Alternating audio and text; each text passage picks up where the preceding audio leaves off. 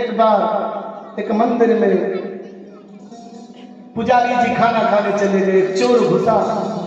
अब घंटा थोड़ा ऊपर था, निकल नहीं पा रहा था, तो चोर को नहीं समझ में आया, सीढ़ी नहीं मिली, तो भगवान देवाधिदेव के लिंग पर चढ़कर घंटा निकाल लिया। और तब तक पुजारी आए, चिल्लाने लगे, अरे पकड़ो चोर चोर चोर। और इतने में ही भगवान देवाधिदेव प्रकट हो गए। बोलिए महादेव भगवान की जय। देखो कितने सरल है। पुजारी ने कहा, प्रभु ये तो तुम्हारा घंटा चुरा रहा है, तुम उपस्थित हो गए, दर्पण दे। अरे बोले, भक्त तो हमें भांग धतूरा प्रसाद जल चढ़ाते हैं, इतने तो हमें अपने आप को भी समर्पित कर दिया। ऐसे भोले बाबा है। भगवान शंकर को अपमानित करने के लिए दक्ष जी ने हरिद्वार में यज्ञ की रचना की। हरिद्वार में एक स्थान है जिसका नाम है कनखल नगरी।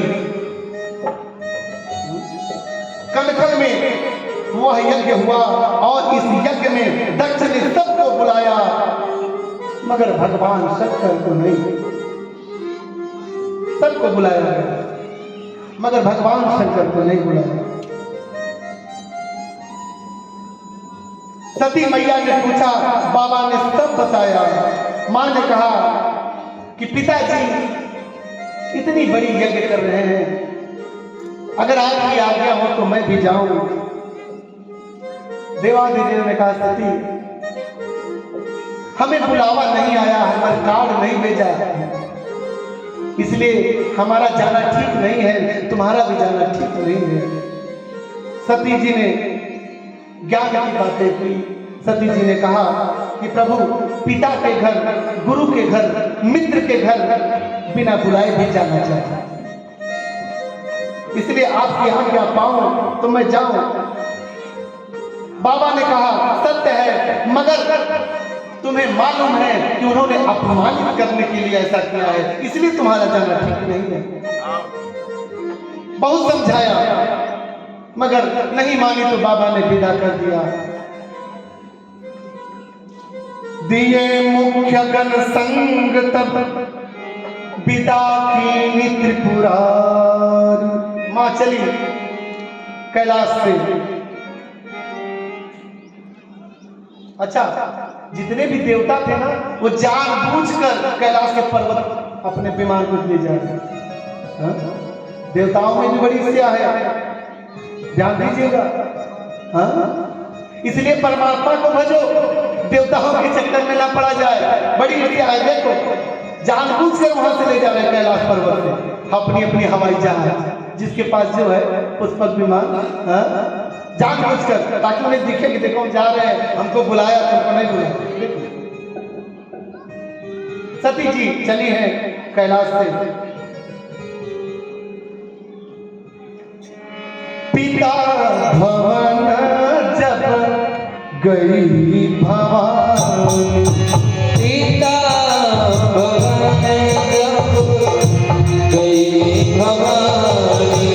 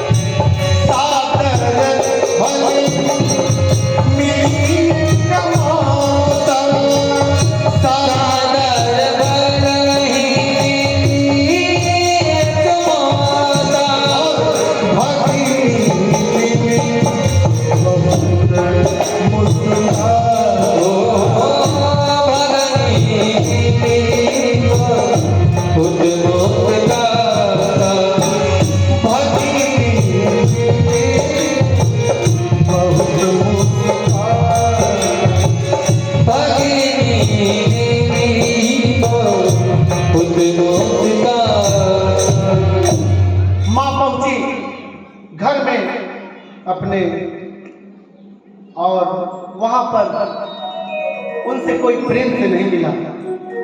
यहां तक कि सगी बहनें मुस्कुरा कर मिली, जैसे मुस्कुरा कर वह बताना चाहती हो कि सती, तुमको पिताजी ने नहीं बुलाया, तुम अपने से आई हो। और सभी अपने अपने कोई चंद्रदेव की पत्नी है, कोई किसी की पत्नी है।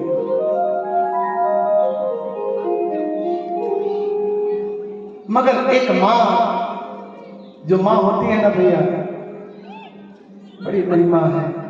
माँ की तरह करुणा कौन करे इस जगत में हो। माँ ने प्रेम से मिला है, गले से लगाया है। और सती जी सीधे यज्ञ मंडप में पहुंची। उन्होंने चारों तरफ परिक्रमा करके दृष्टि डाली, देखा सभी देवताओं का स्थान नित्य है, मगर भोलेनाथ का कोई स्थान नहीं।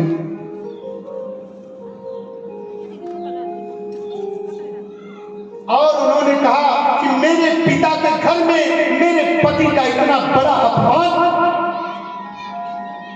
सती जी के मन में शिव जी की कई बातें घूमने लगी। पति का अपमान बर्दाश्त नहीं हुआ। मां का पूरा शरीर क्रोध से जलने लगा है। मां ने कहा, सुनहु सभासद, सुनहु सभासद सकल मुनिंदा, सुनहु सभासद सकल मुनिंदा, कहीं सुनी जिग शंकर निंदा, कहीं सुनी जिग शंकर निंदा। सो फल तुरंत लाभ सब काहू, तो फल तुरंत लाभ सब काहू, भली भांति पछिताहु पिताहु, भली भांति पछिताहु पिताहु, संत सब पति अपवादा, संत सब पति अपवादा, दुनिया जहां है मर जाता, दुनिया जहां है मर जाता। आदियदास जी सुबसाई, आदियदास जी सुबसाई, श्रवण मुदिगत चलिय पराई, श्रवण मुदिगत चलिय पराई, आदियदास जी सुबसाई, आदियदास जी सुबसाई, चलिय पराई, श्रवण मुदिगत चलिय पराई। क्रोध से जल रही है मां। इस समय उनकी बुद्धि में बस एक ही बात चल रही है कि भगवान महादेव ने मुझे समझाया था, मगर आज मेरे पिता के घर में मेरे ही पति का इतना बड़ा अपमान। और सती जी ने कहा